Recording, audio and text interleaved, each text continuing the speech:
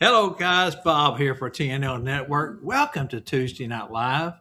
Tonight's show will take you back to your childhood when story time was wrapped in slumber and listening into calming words of a favorite bedtime book was a rite of passage.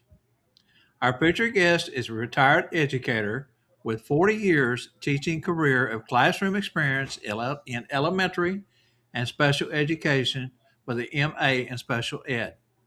She is a specialist in children's literature and a nationally recognized Mrs. Claus who teaches reading aloud and storytelling techniques at many of our major Santa schools and conferences. This segment of tonight's show is brought to you by North Pole Cornerstones, a new, unique, and entertaining 4-day educational experience. This is Tuesday Night Live.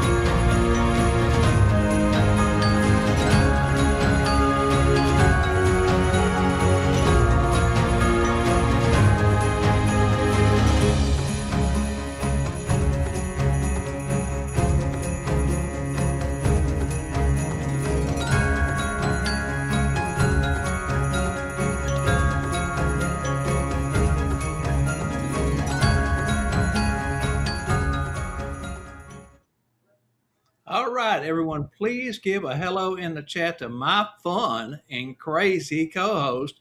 And while you're at it, be sure and send some love to our gifted producer. Here is Spangle the Clown and Angela Mack. Hello, everybody. So good to see you, and so honored to have that lady right there showing us how to get it done. Yes, sir. You know, that's right. And we appreciate everything that both of you do. We look forward to these shows each week because it's just so much darn fun. You know, you So, can experience us on your bigger screen where the experience comes alive. That's over there on YouTube at the Tuesday Night Live Show 1225. Try it, you might like it. The first half of the TNL show Trivia is brought to you by School of Santas 2026, hosted by Spangle in picturesque Ozark Mountains, Branson, Missouri, and that is definitely where fun and education meet.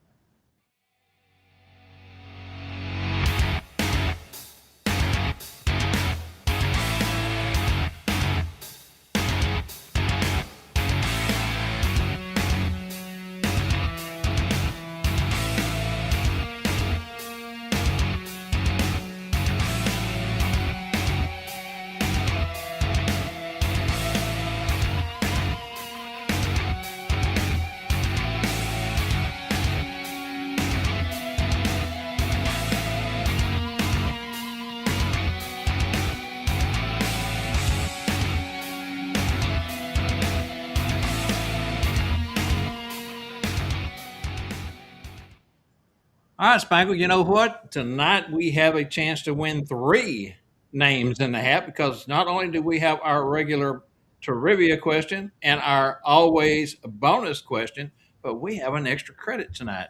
What do you think about that, man? I think it's cool because ain't it coming from Cherry Hill? Or is that later? Well, that's later, but we can go Oh, ahead and that's mention it later. real quick Oh, while the trivia is yeah. up here. All right. Cherry Hill has got a program going this week. Uh, on Wednesday, they are going to put up their own trivia question for everyone that's in the Santa Central Cherry Hill Programs Facebook group. And if you're not, go over there and and join that group. It's a great group to keep up with what's going on. It's not just for folks who work for Cherry Hill, but it's for everybody. But again, they will have their own trivia question based on tonight's show. That's what it was. They Yes. will be giving away a T-shirt or a hat to That's the some winner of swag each. there. That's swag right there. That is, it definitely is. Yeah. And I've got one of both. I have my one of my shirts on yesterday. I've got several shirts from them that they've sent me uh, as an employee of Cherry Hill. But anyway, Let's go ahead and get this trivia going tonight. All right. So, which of these popular toys from the 1970s were discontinued for being unsafe? We have A. Silly Putty, B. Color Forms. Nope, wrong one. Oh wait, yeah, and I read it too. Okay, A. Clackers, B. Lawn darts, C. Thing maker creepy crawlers, and I remember that too. That was fun. Yeah. D. Super elastic bubble plastic, and E. All of them. And every one of them, I think my parents had bought me. Yeah, I had all of those myself. Uh, Creepy crawlers were almost like fishing lures. They Or were, and you know what? fishing Did you ever burn yourself? lures. Who didn't? I mean, it was a rite of passage, was it not? That's right, right. Did you ever hit anybody with the lawn darts? Well, I didn't hit anybody with lawn darts, but I tried. I think my sisters a couple times. And now the clackers, that was one that everybody got hurt with the clackers, and the worst part about those was they could explode on you. So Yeah, yeah. But anyway, all right. Let's throw this other one out here too. What 1956 children's toy was originally sold in the 1930s, being before being reformulated for kids? Silly Putty, Color Forms, C. Play-Doh, or D. Gumby. yeah, Now, who didn't like Gumby and Pokey, huh? exactly. And how many of us grew up watching that on TV? That was another rite of passage, wasn't it? Yeah, do you remember taking the Play-Doh and putting it down on the comic strips? Well, the silly putty was the one we did that with, wasn't it? Silly Putty? Okay. Yeah, it would transform the comic back onto Yeah. the silly All putty. right. Yeah, Yeah, there you go. All right. Okay, extra credit. What was the 1956 toy originally before it was reformulated? yeah. See, that was an extra credit that went with the bonus. Again, each one of those come with a name in the hat for the drawing for the School of Santas in July, third weekend in July, matter of fact, and for North Pole Cornerstones in February of 2027. So, Wow. So, hey, Branson's coming up around the corner, and man, I'll tell you what, we got a packed house. It's over full right now. We do have a waiting list, but I tell you what, we got the Mafia coming back again this year. They're going to help us out with the parades. We got the entertainment in the house. We got some really good shows that we're going to go to. Probably the top two shows in Branson right now. The Clay Cooper and the Haygoods. my two favorites that you've taken us to through the years. Yeah. Then we have the shows before, and now we're throwing this out. Things start happening around the school around Tuesday. But if you get to town and it's Sunday, come join me at church, man. I think it would be cool to have 20, 25, 30 Santas just sitting there in the pew. And we got a good Bible believing church. So come join us. I can just imagine what the sermon would be about. Now, real quick, we have talked about this for several years about how your school sells out and how quick it fills up and how you've had a waiting list. Something came to me when I was laying in bed before I went to sleep. My mind's always racing, right? And I thought, I've got a solution. I should have told you about this off camera, but I'm going to tell you now. I got a solution for that problem. Tell me. We can't stretch the room, but we could put up bleacher seating in the back. Bleacher City. Yeah. My thought was that Santa's used to having people sit on his legs. Why can't he put one more on each knee? But you could do a couple of layers of platforms in the back and still have tables. But that would raise it up and still give you would start going up instead of out because you can't go out any further. Hey, Bob, next time take some medication to help you get to sleep quicker. Exactly. All right. I think the question's been up long enough for everybody's had a chance to look at it and try to find the correct answer. So the super elastic bubble plastic, I had that too, and that was a crazy toy. Remember how bad that stuff stank? Yes. It was stinky. All right, let's go ahead and move along. Yeah, wasn't that the stuff in the tube with the little plastic straw? Yep, the straw, and you blew the bubbles, and then All when they colors. it was like haze. Yeah. Yeah, So yeah. remember, you can win the trivia that's associated with the scholarship drawings as many times as you can. There's no limits on the trivia.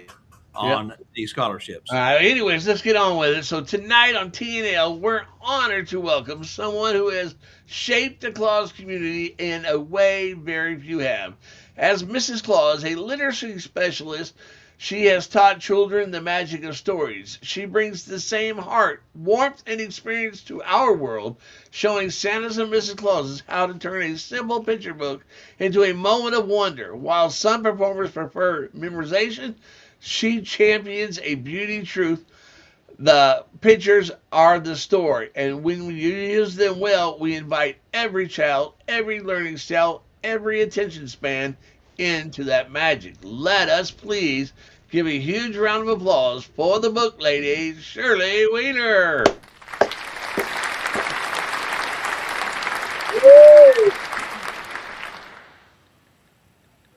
Hi, Thank you. Shirley. How are you?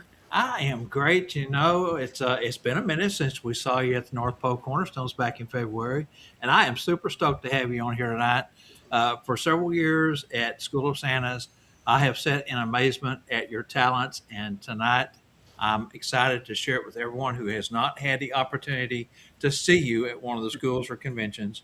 Cornerstones and School of Santas is two of your mainstays, and we just want to say thank you. But let's get Hi, rolling. Shirley. It's actually been 4 minutes since we've seen you in the green room, but hey, welcome. Well, You Spangle, one of these days you're going to get my name right. Just to let you know, All right. one of these days. He does it on purpose, Shirley, and you know he I does. know he does. All right, so let's get rolling and start off with what first inspired your love for children's literature and reading aloud? Well, I don't think I can remember a time that I didn't have a book in my hand. Okay, even way back, way back, before there was dirt, I had books in my hands. And I just read and read and read. And I never outgrew the kids' books because I love, I love the pictures. So, but I've got books all over the house. And they came from my work at the college level, actually. When I was teaching at the elementary level, I had a class for children with communication disabilities who were unable to talk, didn't understand the spoken language, and couldn't speak in an understandable way. And I started using picture books with them, and it was so effective because they actually started reading before they started talking. It was really kind of a cool thing. It was just an experiment, but they just loved what they were doing, and the parents were thrilled that it was so successful. So using what I call authentic literature, as opposed to reading series and the See Jane Run kind of thing, I use just regular picture books for teaching in every subject: the math, social studies, science, reading, everything. So that's where all that came from. My own collection of children's books that I have used at various times, I gave them all away when I retired. Started at the college level and wound up rebuilding my children's book library. So I can't get out of it. Hey, My thing. for those few people that don't know you, and I don't know how there could be anybody that doesn't know you, why don't you share a little bit basic information about you? Well, I am married to Santa. Okay. We have been Santa performers for, I think, 20 years now. We started working at Fort Dix.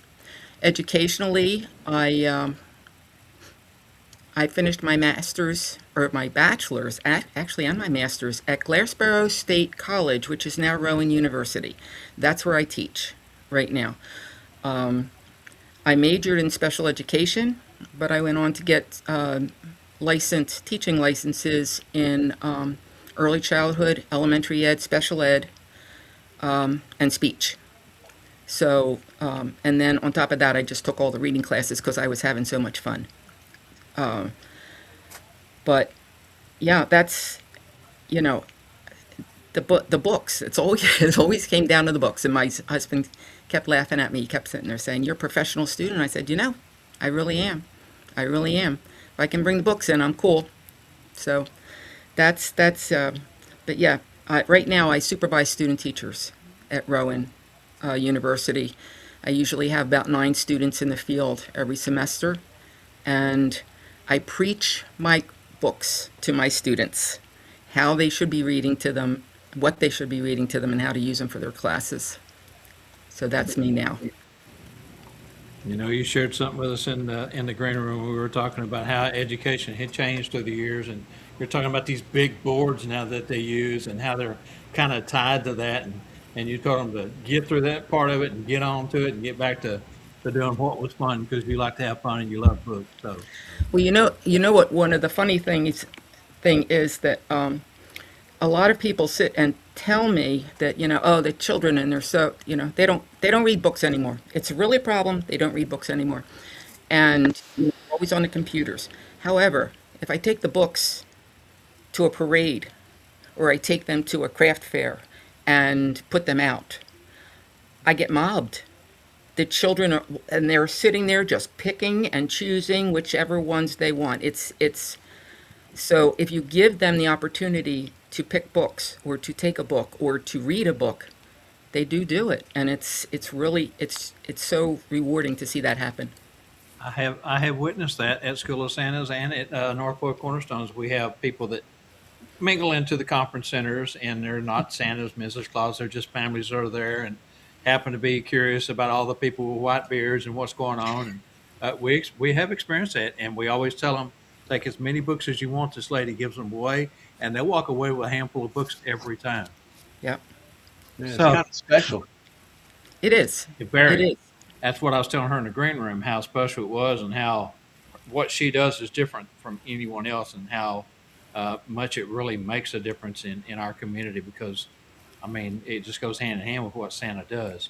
Right. So let's start on the next one here. How did you get started doing workshops for the Christmas community?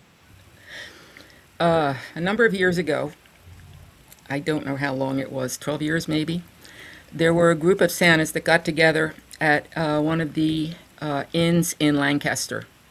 And we just got together. I mostly was upstairs because I wasn't a Mrs. Claus yet, but the Santas all were downstairs at the bar having a good time until about 4 o'clock in the morning, just sharing stories. Just sharing stories. Yeah. And The the later it following was, year, the wilder the stories got. I, I don't know. I was not involved. I was behaving myself. So the next year, there were several others who came across and said, can we, if you're going to do it again, can we come? And before you know it, after about 2 or 3 years, I mean, we had this like huge group of people. And one of the gentlemen who had originally organized the get together said, maybe we should do a workshop or do something, like organized. And he said, you can teach something. And I went, really? Like, what am I supposed to teach? So I sat and I thought about it, and I said, well, I read, so I could do that. So that was the first time I ever did it. I just kind of got drafted into it, and it was just different. It was just different. They had their Santa get together where the Santas all got together and shared, and they had my workshop, which was on giant post-it notes. Those big things that they hang up on the wall. Everything was written out because there were no slides, no nothing. So, but we had a good time. We had a good time, and that's how it started, and it just kind of snowballed after that. Look where it's headed to and where it's going. Spiegel, to your point about the later it got, the more the stories grew.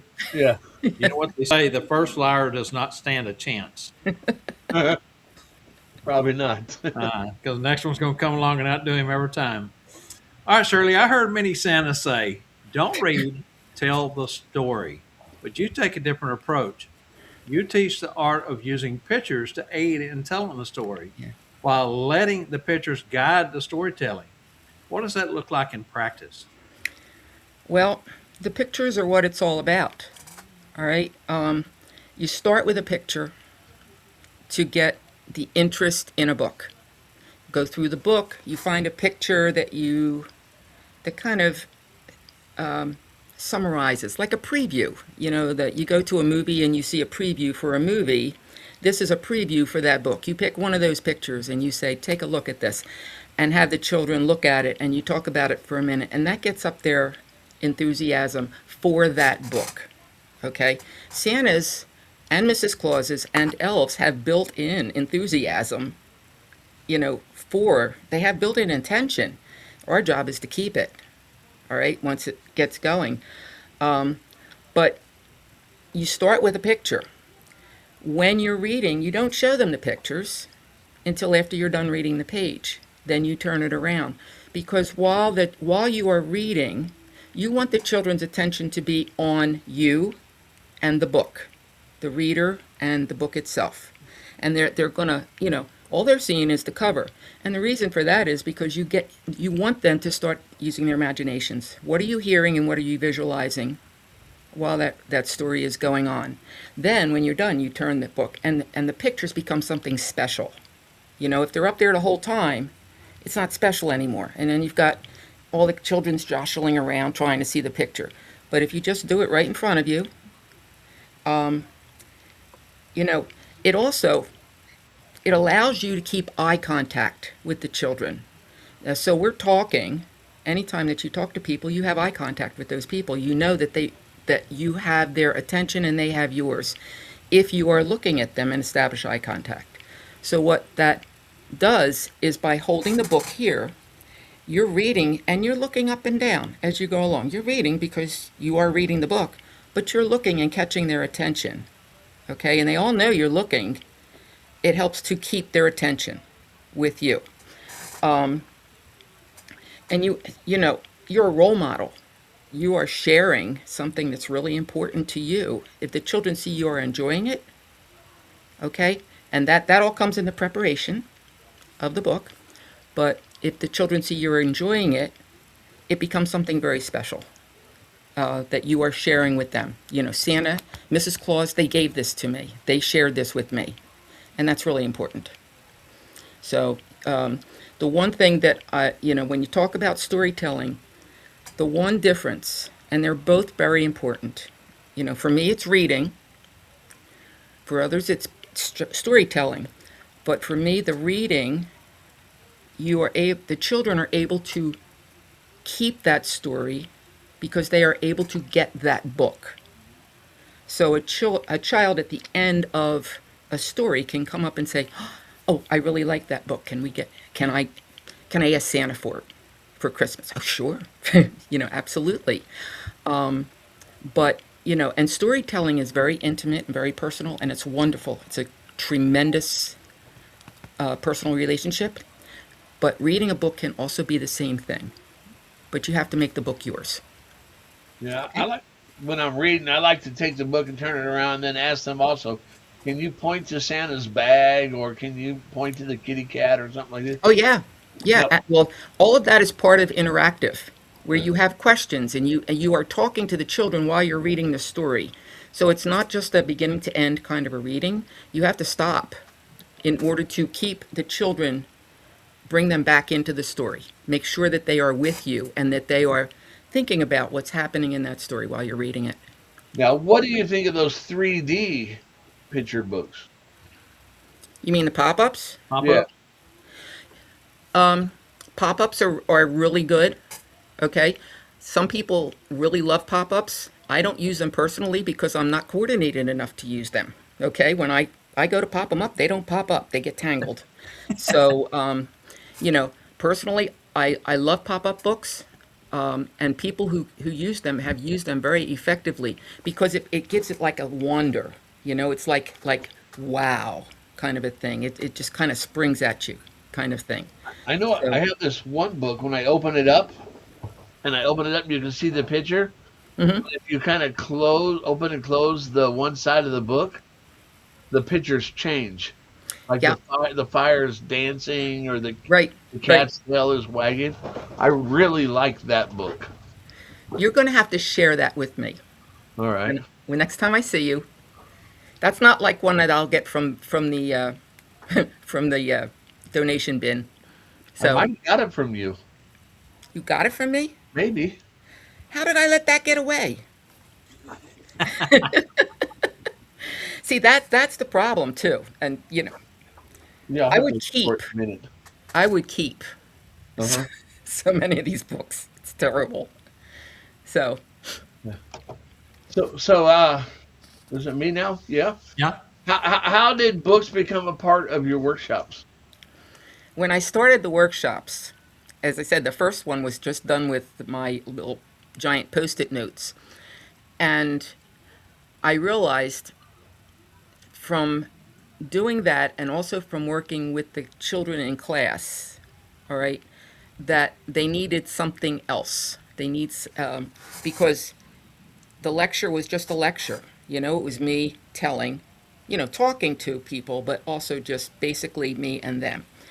And I really thought that they needed the participants needed a book in front of them. So if I'm going to ask you to do something to prepare that book, I want you to be able to take a book and see if you can try it in that book. So that's how that came about. I started giving out books every time I went to do a workshop. I would bring a pile of books with me and just give them out. But that was just to the participants. So, Right. Very cool. So purchasing books can get expensive. We all know that. How did you solve that problem? yeah, that was getting kind of testy. I was working through eBay. I would go onto eBay and try to find somebody who was selling Christmas books.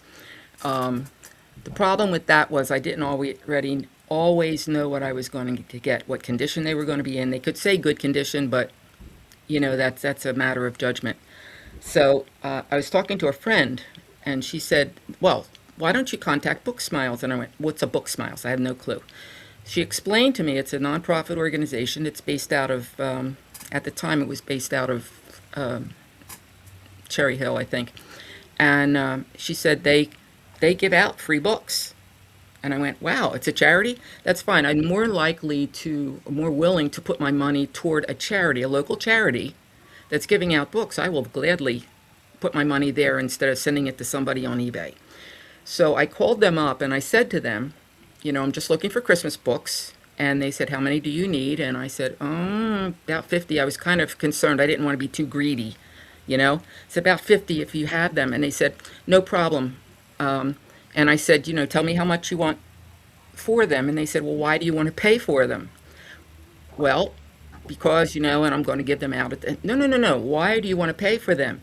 You register as a member of our organization, and you can just come and pick them up.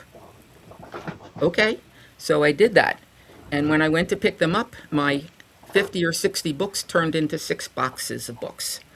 At the time, I'm going to say there were about 350 books that they gave me, and I'm just standing there going, yeah, what am I going to do with all of these now? So my son, my husband, my son's girlfriend, and my grandson, we all sat in the living room and separated all these books. And I'm looking like Spangle, like I'm looking at all of these books and saying, oh, I like this one. I've never seen this one. I'm going to. Well, by the time I was done, my pile was about this high. And I'm going, oh, this is not going to work. I cannot.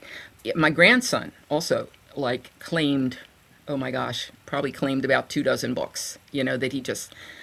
So I said, but I still had so many, so it didn't really matter. He could take what he wants. Then my son just got upset with me. It's like, there's a limit here as to what we're going to take home. So, but that's how all of that came about. And then they said, do you need some more? And I went, yeah, because I do several workshops during the year. So each time I went, they gave me more and more and more. So right now we are at we are yeah, we are at a lot of books that I go pick up at a time. A lot. So Well, my trailer that I take around to the small towns, mhm. with the help of you, one of the really cool things that the children do is they get to take a book home. And it's from books that you supplied to us. And we only put so many out on the bookshelf in the Santa room at a time. And I tell the children that, as since you've come and visited with me, I call these take home books. And so these are all from Santa's collection, and I want you Beautiful. to take home a book. And they just love it. And sometimes it's another 3, 4, 5 minutes right there just figuring out which book. Only three, four, or five? Yeah. My gracious. You chase them out or what? Time to go. Time to go. Well, yeah, we do have to cycle the people, because it's that's No, I know. yeah, I'm, in the you know. Santa room. Yeah. So But I yes, just you give a pile of books and just say you can take, and it becomes this undertaking. It's got to be the book that they're looking for. yeah, yeah. So, The yep. moms are like, only take one. Oh, only take one. I'm like, why? Why only take one? If you find two books there you like, they're yours. Merry Christmas. Yep. I think yeah, yeah. How did they help? Yeah. I think I explained how Book Smiles helped me out. I think I added that in there. Yeah, yeah, that's okay. Bob, go ahead. Well, Booksmiles gets thousands of all kinds of books. Hmm. How do they sort? Excuse me. How are they sorted to get the Christmas books to you? If you go into their warehouse, they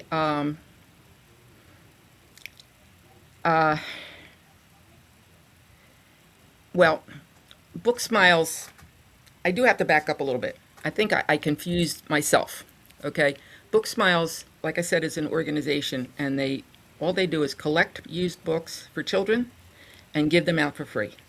Okay, there are 7 paid people to keep the whole business running. Everybody else is volunteers.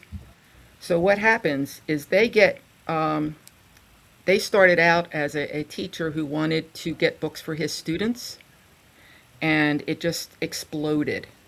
And literally, it went from his garage to a storage facility to a warehouse, and now it's going to a bigger warehouse. All right. They they do book fairs at schools where the kids get the books for free. So I think we're all familiar with the book fairs that they have in schools. Some of them are very costly books, and they're fundraisers. So I mean, that's what the purpose is. But what they do is they bring out books so that each child can select 3 books and take them home for free. All right. They do book teacher takes where they have teachers just come in and just take what you want. Take what you want. The teacher take, it looks like a library, and you can see teachers in there just picking out special books. Other than that, they give out the whole boxes. If you contact them and say you want like third grade books, they will load your car up with boxes of third grade books, approximate third grade books, picture books of some kind. So, but what they get, and this goes to what you were asking, Bob, they separate what they get. We're talking thousands. And that's not an exaggeration of any kind. They have these giant big gaylords, those big cardboard boxes that they put watermelons in the stores. They have those, and they are full with books. It will take a group of 7 volunteers about 2 hours to empty one of those boxes out. And all they do is sort whether they can use it, they can't use it. That's the first sort. The second sort is by some kind of grade levels kind of things. Not really grade levels, age appropriate, baby books, picture books, kind of thing. And then they'll box them up, and somebody coming in. We have one Santa who comes in from Maryland a couple times a year and loads up his trailer and brings them down to Maryland, and they go to the Head Start programs down in Maryland. So, I mean, they don't fudge with their books. It's like they'll give you whatever you want, literally. Okay? So you know, that's how they're separated at the warehouse. Then they come to me, the Christmas ones. They put all the Christmas aside. They're going through these books like so fast. If it says Christmas or anything related to Christmas, it goes over in a separate bin for me. And then they put them all in the milk crates so I can carry them out. That's them. I don't know where I am. What's next? You're at TNL. Yeah, I know. Okay, All I'm right, good. you shared with Bob and I that you have so many books, and how do you pick up at a time in the process after you get them? You went on that with a little bit with your grandson too. Yeah, when I go there they have it pretty much down to a science that they can fit 26 milk crates in the back of my car. That's about a pallet worth of books. Each milk crate holds between 40 and 60 books, depending on the type of book it is. You know what fits. So they load up my car. I bring them home. I unload them into the garage. From there, I will take the milk crates one at a time. I go through them not as carefully as I used to because there are so many of them now. But I want to make sure that they are books that I would be willing to give to a child. Okay, so sometimes there are books there that they're for recording, for music, and they don't music anymore. So those get put aside. We don't want those. And sticker books that maybe have already been used, the stickers, some of them used, they're gone too. So anything like that that I wouldn't give to a child, they go into a separate bin. They go back to Book Smiles for them to do whatever they're going to do with it. Everything else, I then start boxing up. All right, so that I have, when I go to an event, a Santa event, I am able to take them out of the bins and put them according to board books, which are the hard ones for the babies and the preschoolers, picture books, which are for everybody, and the chapter books, which could be for chapter books for elementary readers or young adults. All right. Then I take anything that's a soft cover and I move it over to the side because those they're hard to scan through the it's hard to put soft covered books up in a bin. Okay, you have to kind of put them differently. And I do that so that the Santas and the Mrs. Clauses and the elves and anybody who wants to take books can easily go through them. They're sorted broadly, but everybody seems to find what they're looking for. I also usually have a special bin for activities, cookbooks and song books and coloring books, those kinds of things. So it's a very broad sort, but it takes a lot of time. I had two young middle school gentlemen who came over to help me out last year. It was hysterical. They walked in the garage and they looked and they said, "You've been doing this by yourself?" And I went, "Yeah." I said, "That's why." I went searching for some nice able-bodied young men to help me, and they did well. They fooled around a lot, but we got it done. I love it when the children are getting their books in the trailer, and you get the ones that are just a little bit older, and they're looking through the books, and they'll turn around and smile to me, and they're like, "Santa, I read chapter books now." Oh, absolutely. Yeah, That's a big deal. yeah, That's a big deal when they move from picture books to chapter books. yeah. I think that's cool. So there we are. I've already sorted. Okay, Bob, I think you could probably go next. Yeah, my question would be: Is have you kept up with how many books that you've given away through the years? They estimated because they do count them. It's a nonprofit, so they have to keep track of what they give out broadly. Um, the last March, they estimated I had given out about 18,000 books. Wow. Um, if I take up this year, I'm probably somewhere around 24,000. So, but I'll bring them over, several hundred at a time. If anybody asks me for a box, they're going to get two, at least.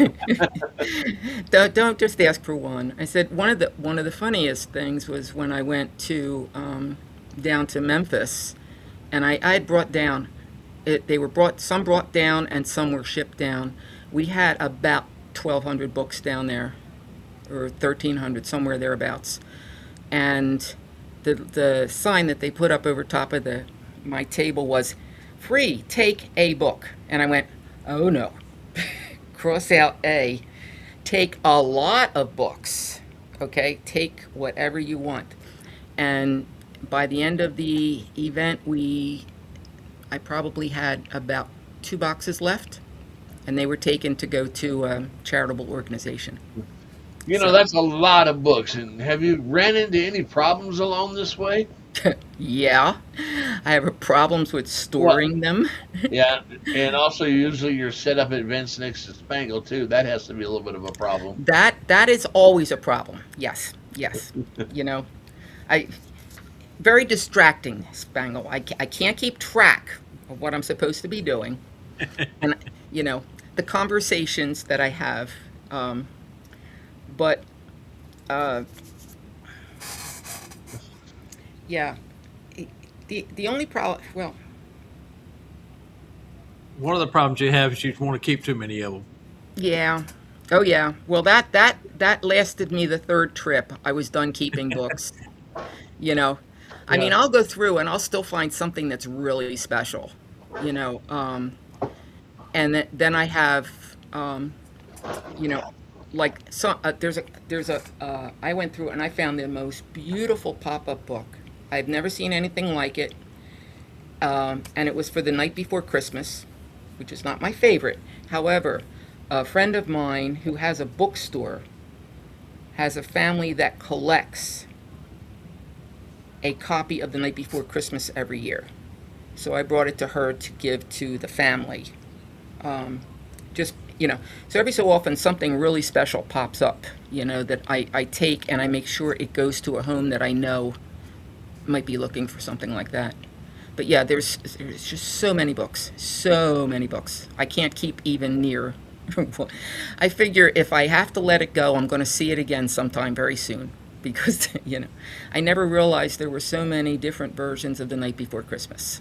There One event that I went to, I had 3 whole boxes of the night before Christmas. I don't think any two of them were the same. They were all different, every one of Wow. them. So, Bangle, Yes, sir. they just got a question for you at the bottom of the screen. Oh, Spangle is Shirley coming back to the School of Santas? Well, just ask her, Shirley, are you coming back to the School of Santas? absolutely. It's one of my favorites. I love the people, um, even the And abuse I have to put up with. we need to get this switched around a little bit for you no longer say it is one of your favorites, where you say it is your favorite. Oh, wait a minute. Wait a minute. Wait. We got cornerstones in there too, though. Well, I know that, but I had to throw it in. Yeah, well, I am not. No, that's like asking me which of my children are my favorite. You know, not going That there. was We'll, that we'll was talk a about that in little the green room. Yes, I will. I will be at School of Santas. Yes, I'm looking forward to it, and I will be bringing a lot of books. A Well, let lot me of ask you books. this, Shirley. How can the Christmas community help you keep the book program going? Oh, I need help. I need help. Um, because of the amount of books. Like this time of year, there's not a lot of events going on, so that's how my books have backed all up. Um, I'm sitting with about 30 crates that are at the warehouse that I haven't been able to pick up because I don't have any place to put them right now. So what I'd like to do is to ask everybody if they would to get the word out that that there are books available. The only thing I have to ask is for the shipping costs. Um, Usually $25 a box will cover a box that'll have somewhere around 50 books in it. Okay, so 50 cents a book. But they're all in good to very, very good condition to excellent condition. Um, I will box them up and send them to you.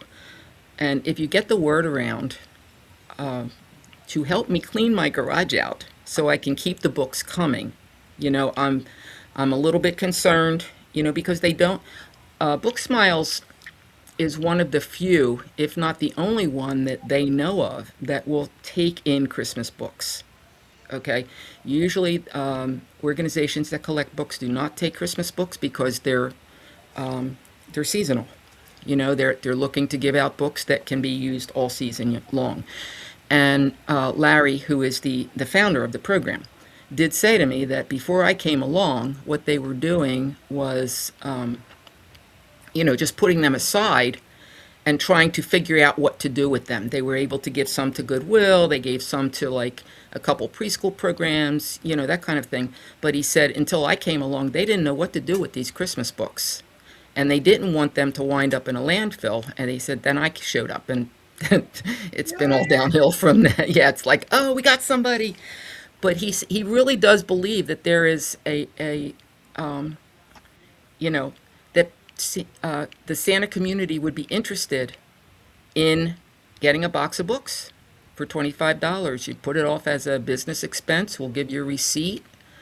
And they will send you a box of books.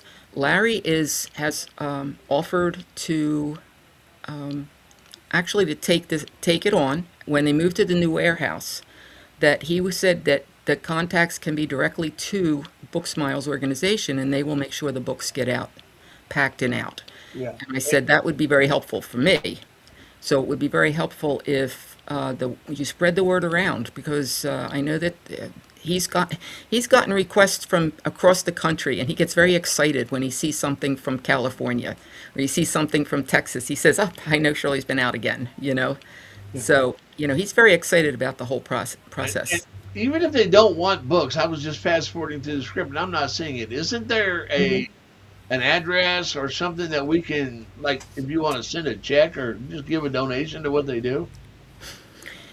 If you would like to donate to Book Smiles, they would be more than happy to accept. I always feel kind of funny when I go to events and I'm sitting there going, the books are free. But if you'd like to donate something, there's no requirement for that. But sending a donation, and it's you know what? I have to get the official information that I can show you. Why don't you, when you get it later, just go back to the TNL Facebook page Yeah. and just leave a message. Say, hey, if you want to donate, here's the address. Yeah, I can send you the whole thing with the because they have all those little boxes like for Venmo and for PayPal and all of QR. those. So yeah, I can put that whole sheet on if that's okay. If you want to donate to Book Smiles, they are always willing. Like I said, it's all volunteer except for those 7 people. And you talk about the number of books, but if you go in there any time of day, you see volunteers that are just sitting there sorting away, and it's just amazing what they accomplish. Their total since they started the program and as it has grown is about 4.5 million books that they have given out, and it's all free. So A whole lot of there's a whole process. Is a lot of work, and what do you get out of it yourself?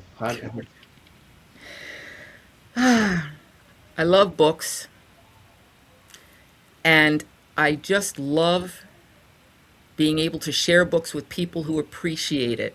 You talk to a child about a book that they've read, and it's like, oh yeah. In fact, I do that when I'm Mrs. Claus with John. I will talk to them about books that they have read as Santa is talking to the brothers and sisters. I love the interaction with the people that I meet. I sometimes I refer it to being a hairdresser, where you just hear all the stories. Everybody shares stories, and they're just amazing, amazing. I love working with the Santa community. I just love the people. I love the books, and it keeps me involved in the Santa community because, as I said, John and I have cut back significantly for several reasons. But this keeps us with the community, and I'm not willing to give that up. Yeah, and I think, quote unquote, the book lady is kind of adding to your legacy too. Oh, I said sometimes I think it's really funny because I'll walk into an event and somebody, Mrs. Claus will say, "Oh, the book lady is here," and Santa will say, "You stay away from there." It's funny. It's like my husband said, "Do not bring any more books home." I I'm not in the middle. I'm just the messenger, but people are wonderful. Let me tell you, the whole community. I love everybody that I've met. They're just such great people, and It is a very special community for sure. Bob, you hear Everyone, that? She what? said everybody. That means Spangled too. I listen to you. I keep telling everybody the boy needs help. I'm not going there. All right, Shirley, stick with us because we're going to jump off for about 90 seconds while we run Spangles commercial, and we'll be Okay, back on the other side of that. okay, I'm here.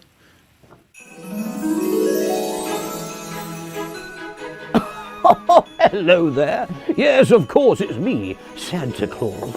Now, you may not believe this, but one of the questions I get asked the most is, well, not how do I do it all in one night? No, but where do I get all my things from? Yes, now, what am I talking about? Well, I'm talking about the finest things I have. My glorious gloves, all my knickknacks and trinkets and things. Yes, all the giveaways. Yes, for me to give to the children before the main event. Yes, if I see them in the streets, if they come and see me, I like to have something in my pocket I can treat them with. Yes, and there's one special place where I can find all these magical goods. And that is, of course, stuffforsanta.com. You should head there now and see what magical gifts you can find. Mrs. Claus, have you got my ice pad? Yes, log me on, I'm going to have a look. I shall see you there. Stuffforsanta.com. Merry Christmas.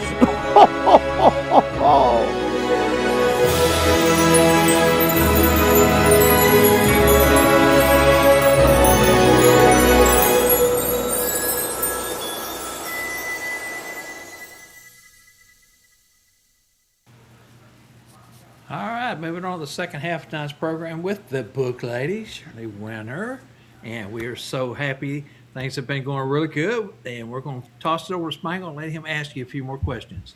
All right. Well, let's talk about our. Let's talk a little bit about the workshop presentation at School of Santa's and North Pole Cornerstone. Does your technique in practice reading keep the children and participants engaged when storytelling in a high energy environment? Well, I have to preface it by saying that nothing is guaranteed. All right.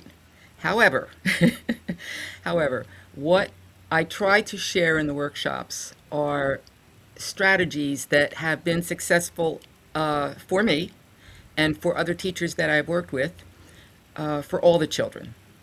And it comes down to what I educationally we call putting theory into practice. So the ideas that I present are the theories, and I want the Santas and Mrs. Clauses and elves to practice before they get started. But getting and keeping a child's attention is a challenge when you have a group. If it's one-on-one, it's not challenging, but if you have a group, it is challenging, and especially when you've got Santa sitting there or you've got Mrs. Claus sitting there. You've got a Christmas tree, you've got presents, you've got all these other things. The one thing that I suggest, highly recommend, is that you include the adults in your presentation.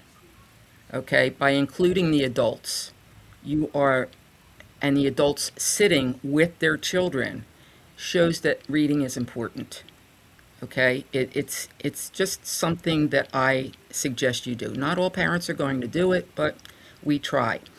But as far as your parts, your responsibilities, you have their attention. I mean, let's face it, you didn't walk into that building and sit down, or that home and sit down and not get any attention. You're going to have everybody all over you. So you have their attention. Now you have to keep it. And you keep it by starting, as I said before, by using a picture from the book, get the children's attention. Now you have them. You've got to keep them, and you keep them by preparing your book, just like any other presentation or activity that you use with children. You need to practice. If you're a magician, you have to practice your magic tricks. And if you do face painting, you need to practice face painting before you try to do it with the children. Baking cookies, you should know what you're doing before you try doing it, because Lordy knows anything could go wrong. So Especially if Santa's around. You don't want to mess up those cookies. you got that right. You got that right. So what you need to do is you need to practice. And you need to take the book. You need to be enthusiastic about the book.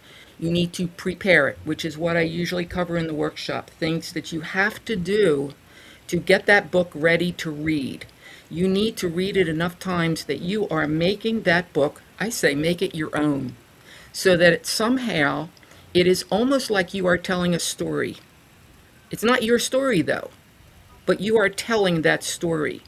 And by practicing it and knowing where in that story, you are going to stop and ask questions. Stop right where you're reading and say, what do you think? Did you see what just... Get very enthusiastic, but you're pulling the children in. If you were to take the book and just read it, it would be like you going into a class and somebody standing at the podium and just reading off the podium. You will not have their attention of your class. So what you need to do is pull these children in by engaging them, asking them questions, getting opinions from them, getting reactions from them. You also have to react to the book. You have to show that you're enjoying it. And if you picked out the book, you pick one you like so that you can enjoy it too. And you share it with them. No monotones allowed. No monotones. That's why I always say, please don't try to read a book you've never read before. We've gotten into that a couple of times, but, work with your clients, work with your hosts to make sure that the book is available, that you can prepare it and you can read it.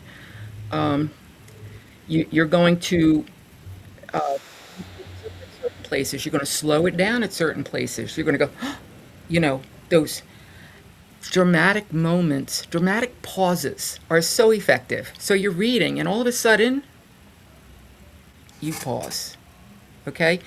And if a child's not looking at you, it's like she stopped reading. Even for that brief moment, you get their attention back. There's little things that are unexpected. You'll get their attention back. So, but that really revolves around you preparing to read the story. Very nice. Many closets do visits with special needs, including disabilities. As an educator and special needs teacher, how do you adapt your approach for children of all needs with different attention spans or learning needs when storytelling or reading aloud? I think it just kind of went through a little bit of that, but let's kind of go through it a little bit more. Right. What you need to remember is that this whole thing was developed working with special needs children. Okay? So what you need to do, the one thing that I would like to emphasize is that selection of the book itself is very, very important, even more so if you have children with special needs. You need to read with them and not to them. Okay? So if you take a book, depending on their needs, it really centers around what their needs are.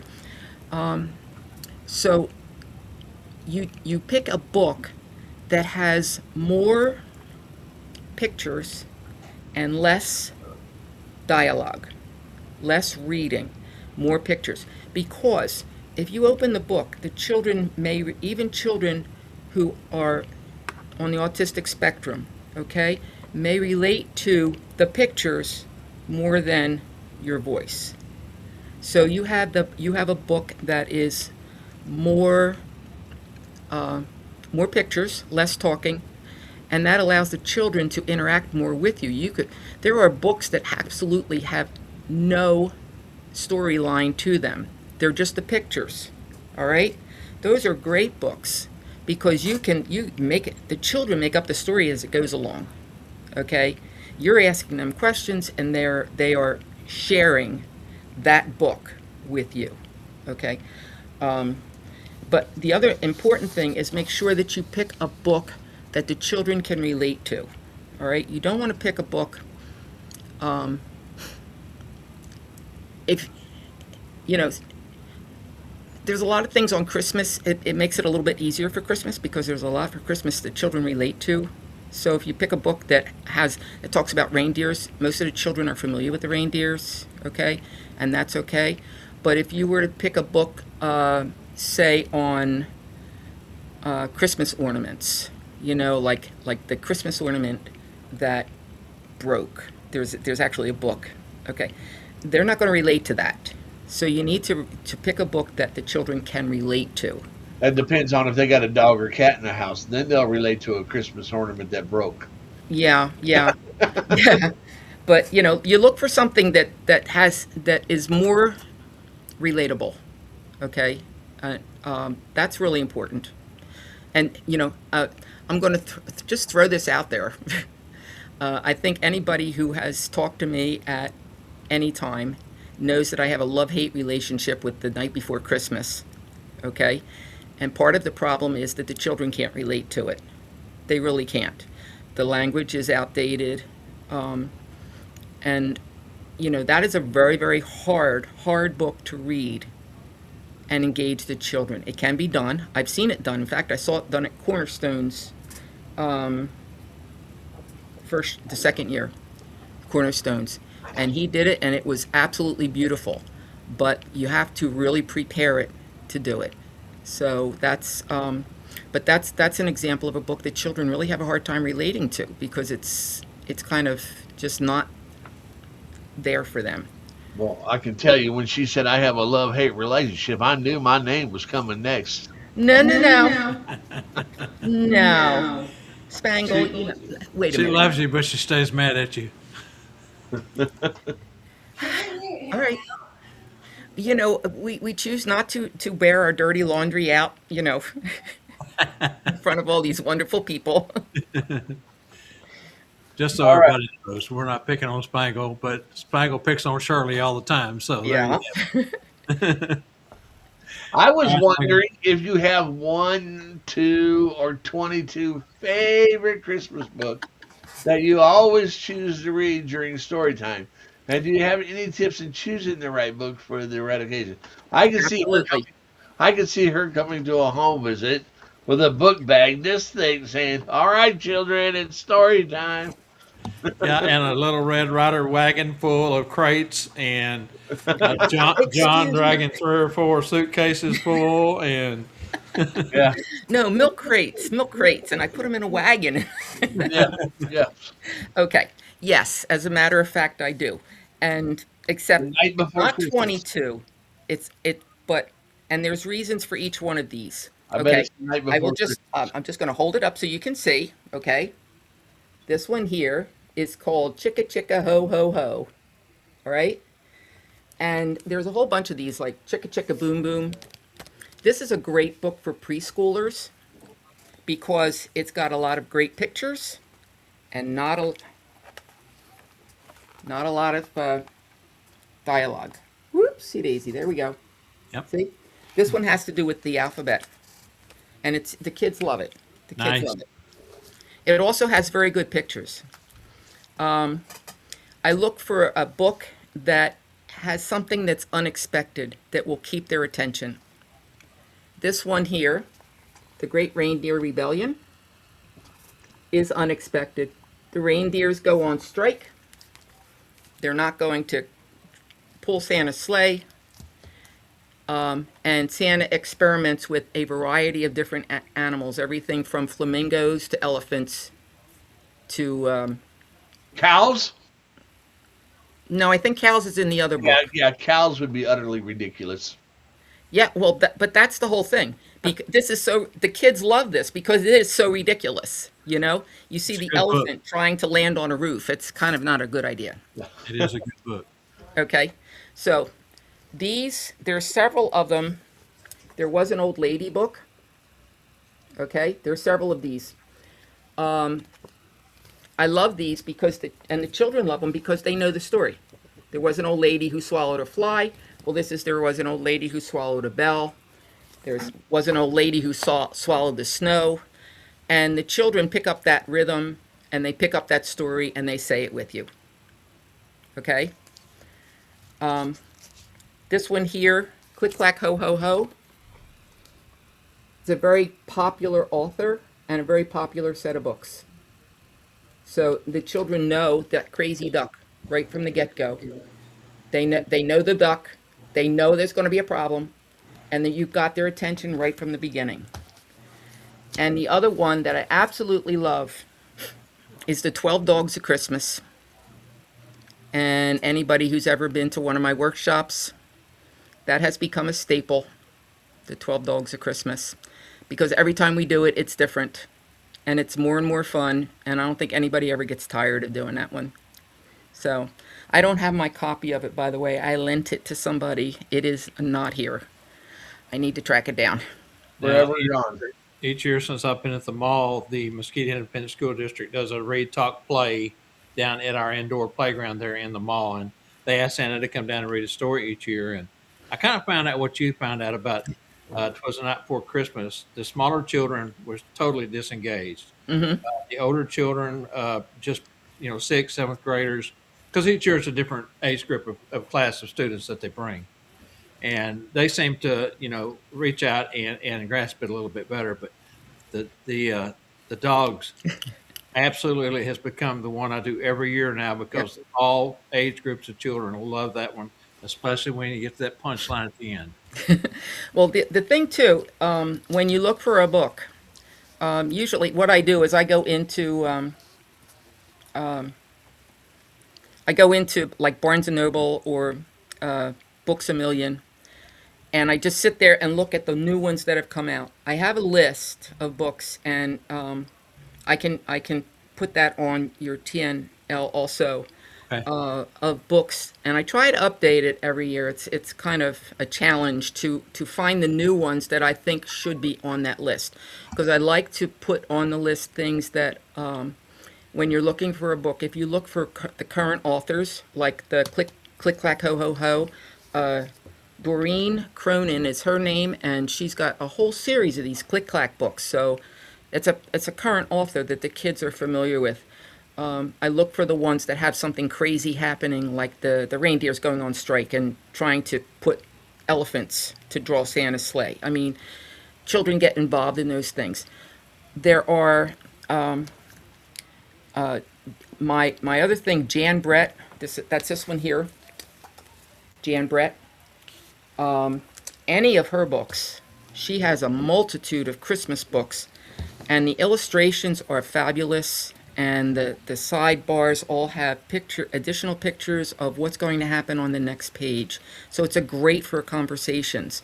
But these are all books that are really kind of lend themselves to children participating in the reading.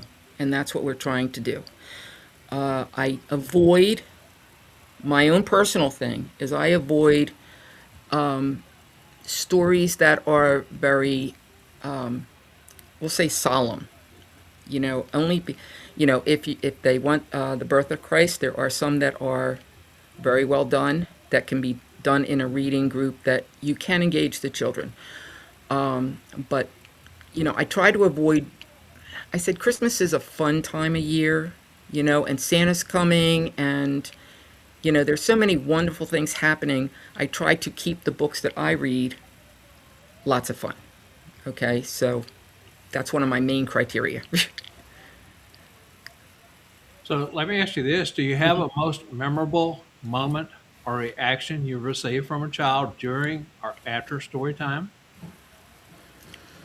Well, I have a couple. I mean, one of which is the 12 Dogs of Christmas that, each one of those is memorable because each one of those, they're all different. And the different personalities for the different dogs, that's all memorable. I I read for a fifth grade class one year that was just so funny because I walked in with the book. It's called Must Be Santa, which if you're familiar with the song, you know it's like Must Be Santa. Okay, well it's a picture book, and if you can find a book, there are books like that that are the songs that the kids know. Well, they didn't know this song, so I just kind of read it as a book. They were not happy. They're sitting there going, "This is a baby book. You're not going to bring that." No, no, no. Well, by the time I was done reading, those fifth graders were rocking this book. Let me tell you, they were like so psyched. They were singing it as they left to get on the school buses. Because you know it's just because you know fifth graders gotta love them. They sit there and go, "Oh, that's a baby book." But I have brought more picture books to young, the early teens there, at different places that they have gotten so into the books, um, uh, and what really I really loved, there's this little girl who came up. I read The Mitten, which was the last book I showed you by Jan Brett, and this little girl, I think she was about 6, and I mean she just came up to me and she's going, "Mrs. Claus." "Yeah," she says, "I really like that book. Can I add that to my list for Santa so that I can get that book for Christmas?" And I went, "Oh, absolutely. Absolutely. I'll make sure that we get it added to the list." Made sure I told her mom. But, she wanted to read it to her little sister. And I went, "That's perfect. What else can you ask for?" That at the end, if the children are asking for books, to me, that is, I don't think I could be any more excited about it. Well, with literacy becoming more prevalent in our public schools, do you think reading aloud sessions with the clauses during our performances would encourage and make children want to read more? Absolutely. And I'll tell you why. This I have to put my educational hat back on. Okay? All right. Children learn so much from imitating. Okay? Some of the best readers. I'm not. This is generalizing, so take it with the way it's meant. Most of the best readers and early readers are children who are read to as children, very young children. They imitate this because their parents are putting an importance on this. So to them, it's important. So I'm going to start doing it too. I think every one of my grandchildren all have collections of books, and it's just, I get so excited when I see them do that. But with that said, Santa's and Mrs. Claus and the elves, they come around once a year. All right. You are a very special people in the children's lives. All right. If they see you reading a book, they see you enjoying the book, and you are offering to share your love of reading with the children, they're going to imitate that. Yes, absolutely. You reading books makes it important to the children and something that they're going to want to do because you know what? Santa does it. Mrs. Claus does it. So, yeah, definitely. Very good. Now, this was a question, but you kind of already covered it, so I'm just going to reiterate what you have said in Okay. so many words. You've said before that voice projection, voice inflection helps convey emotions, Yeah. emphasis, and intent. Mm-hmm. And it plays a crucial role in communications by altering the meaning of words and sentences through changes in pitch. And that is something I think that everyone needs to practice, practice, practice. Yeah, if and I think that you have to remember the example I gave. Somebody that if you're sitting there, even if you go to a mass and you're listening to the pastor or your preacher, your elder, if they're standing there doing their sermon and all they're doing is sitting there reading from that paper, okay, they've lost you. Okay, people are going to start getting antsy, and children who get antsy are going to get into trouble. Okay, guaranteed.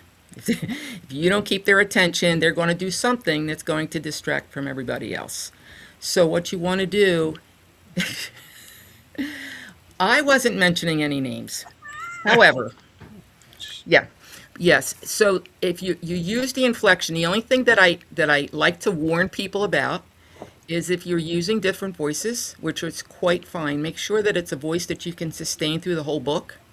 Because if you can't, don't do it because they're going to pick up when that mouse is not squeaking anymore, and it's going to lose something. So you find a voice that you're comfortable with, different voices that you are comfortable with to use, and the inflection and the pauses, like speeding up and slowing down, have great effect. And I I do one thing too. If you start losing attention, which is always possible, I mean, nothing's guaranteed. You can stop reading, and within a few seconds, everybody's going to start looking up at you. Like, what just happened? He stopped. She stopped. Why did you stop reading? Oh, okay. So that's one way to get them back. Another way is to do something totally unexpected. Hiccup. Hiccup. Sneeze. Everybody will, oh, what just happened? Kind of thing. Me, what I have done in the past is I'll sit there and I'll stop talking for a minute and I'll just sit here with like this, behind my ear. And I'm like, yeah, I know, I hear you.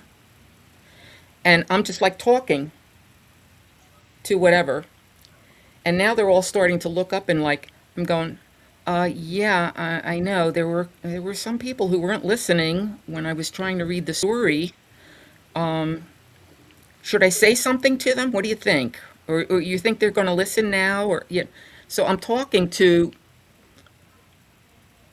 Santa, the elves, who are monitoring. But yeah, it's just I'm listening to them. So It's that great. Great ideas. Great Or her imaginary friend. yeah, That's but it has to be somebody that they're going to be worried about. They're going to be worried that Santa's on there talking to me. That yes, I see that they're not listening to you. So all that's right. that So works. at this point, we're going to put something up on the screen to share with the audience, and this is Oh, Book great, Smiles thank you. fact sheet. And this was what some folks was asking for earlier, how to get in contact with Book Smiles. And if you want to take a screenshot of that, Angela, we'll leave that up for a few moments. Can we take a still picture of that and put it in our feed too or something? Or Yeah. just as a separate post on our page? Yes, we'll do that. They would be very happy if you did that.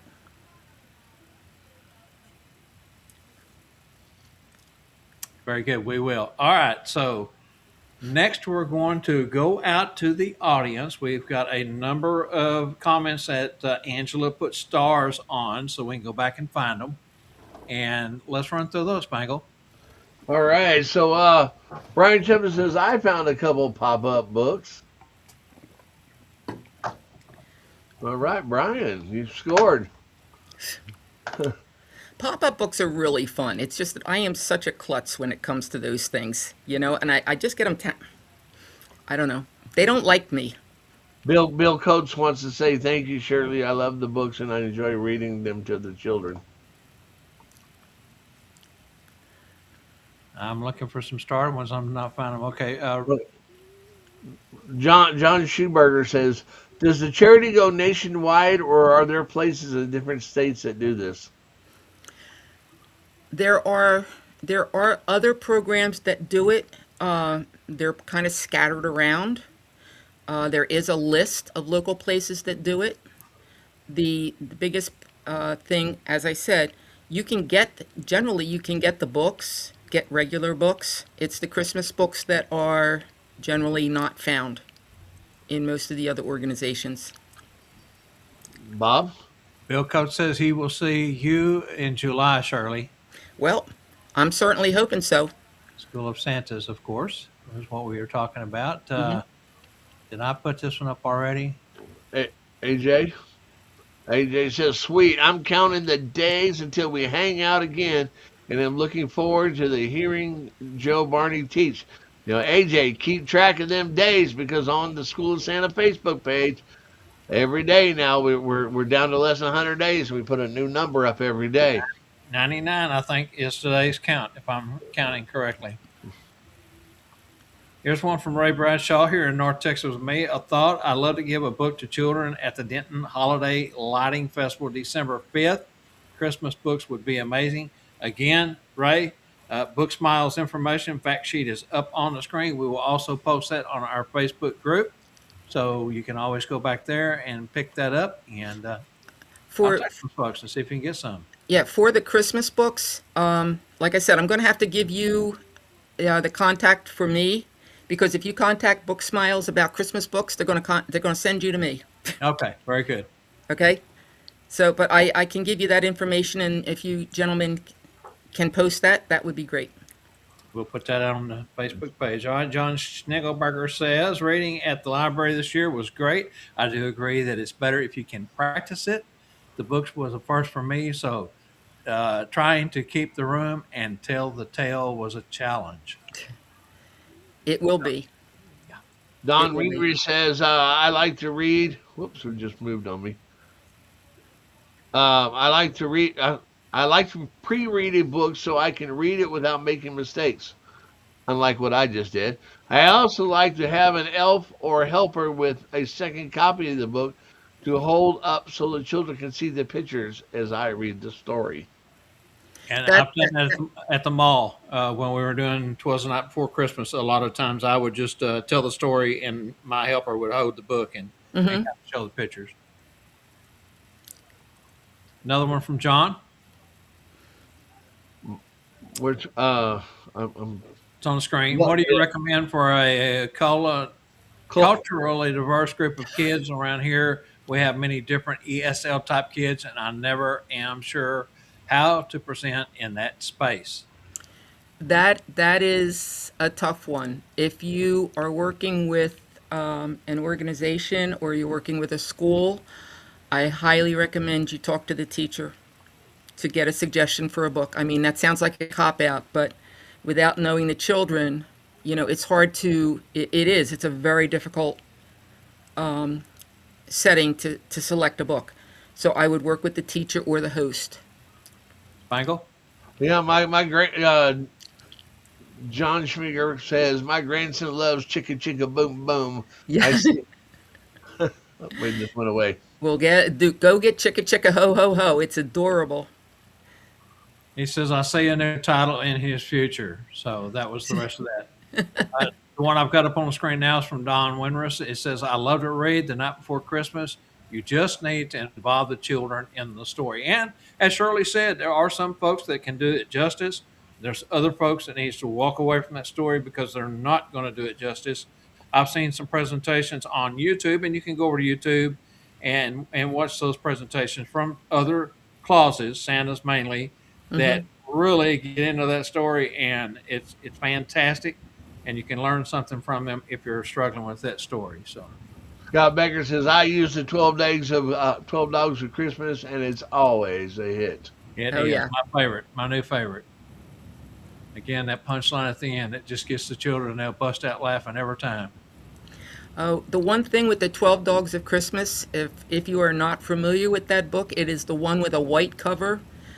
Be careful you get that one, and not. There's about three of them that are called the 12 Dogs of Christmas, but you need the one with the white cover and the drawn dogs on the front. Yeah, that is true. There are multiple different versions of it out there. John Schnickelberger says, do you recommend audience participation in your stories? I think you've covered that, but kind of hit it again, Shirley. Absolutely, absolutely. You want to stop when you're reading and ask questions. Get the input from the people in the audience or your listeners. Um, if you have a story that is repetitive, you want the children to start picking up and, do you know that I forget how to read this story? Can you help me? Can you help me? Can you read this with me so I make sure I'm not making any mistakes? Here's one for So you, Michael. But it was from AJ. I lost it here about it. He's sporting his shirt, and he's gonna have his mom get his new one real soon. Yeah, it's on the screen here. That's too little for me to read, brother.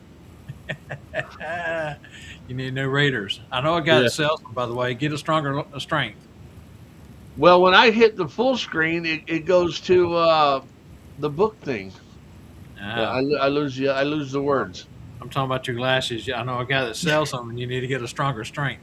Okay, you can take that slide down now. And it looks like we have gone through all the comments there. So let's say thank you to our contributor. Shirley, stay with us. We're going to run a few things here, and we'll be right back on the other side. okay.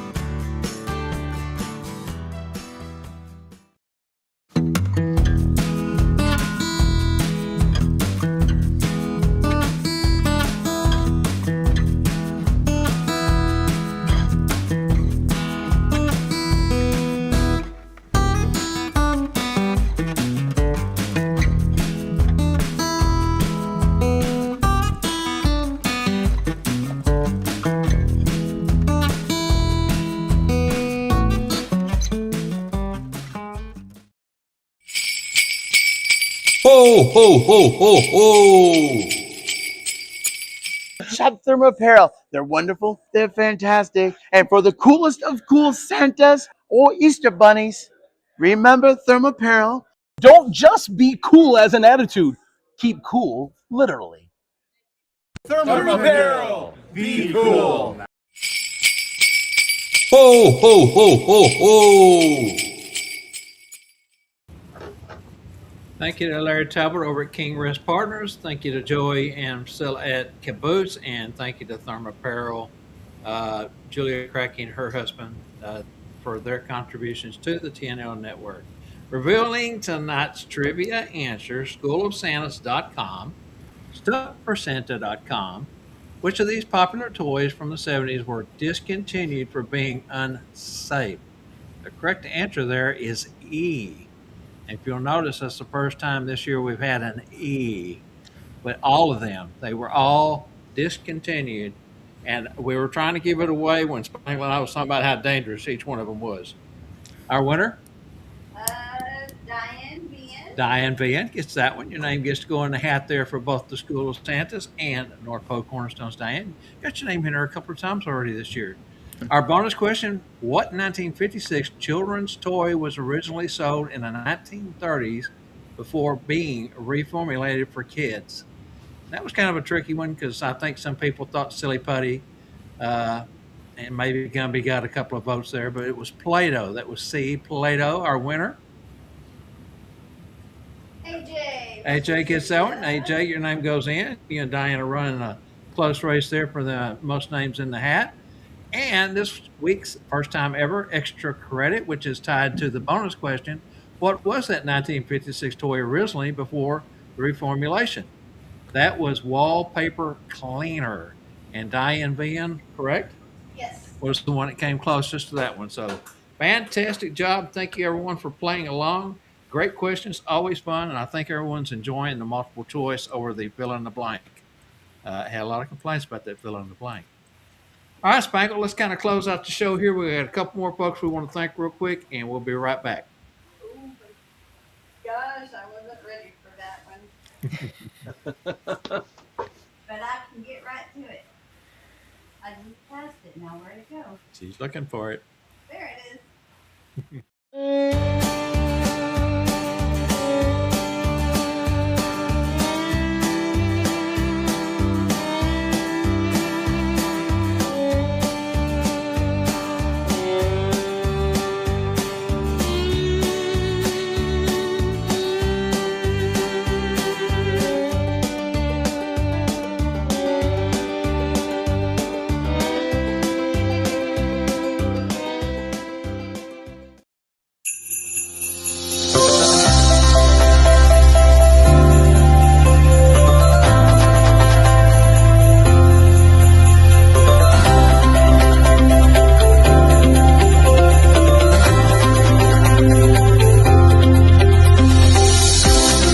Angie's Originals, custom Christmas attire since 2015. Your all-in-one wardrobe shop.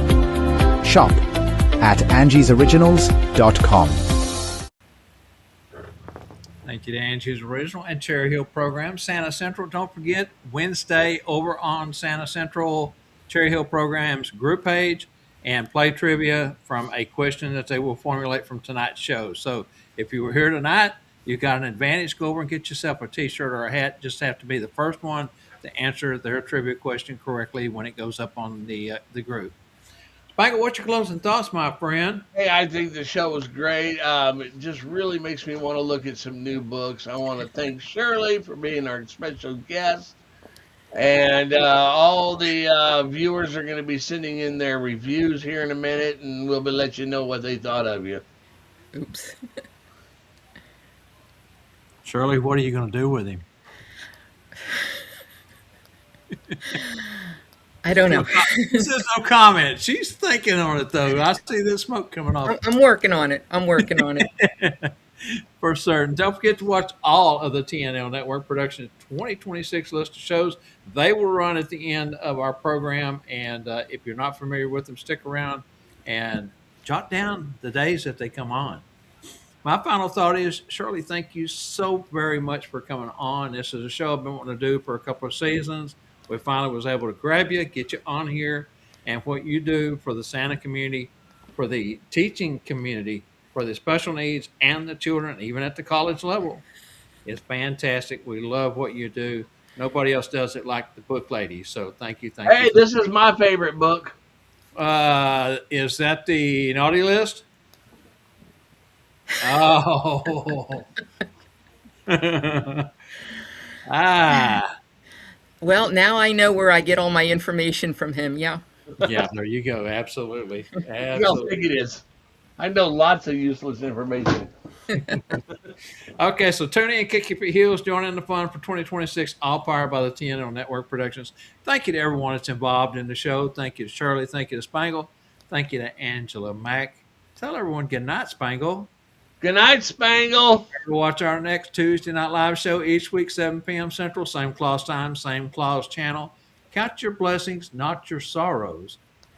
And on behalf of the entire TNL Network crew, we want to say education and practice are two of the most powerful weapons and tools which one can use to change performance, skills, and knowledge. Get out there and use them. Read a book. Shirley, life is counting on it. Thanks, everyone. Stick around, Shirley. Don't go anywhere. Okay. Well, thank you. I don't know what happened to my screen here. It's like, Oh, John Schnegelberger says great information. Happy birthday, Angela Mack. oh, She does. She has a birthday coming up here this next week. So, Saturday this week. how about that? Send cards, letters, and checks to what address? All right. Here we go. I got my screen figured out now. All right. Thanks, everyone. Good night. Thank you.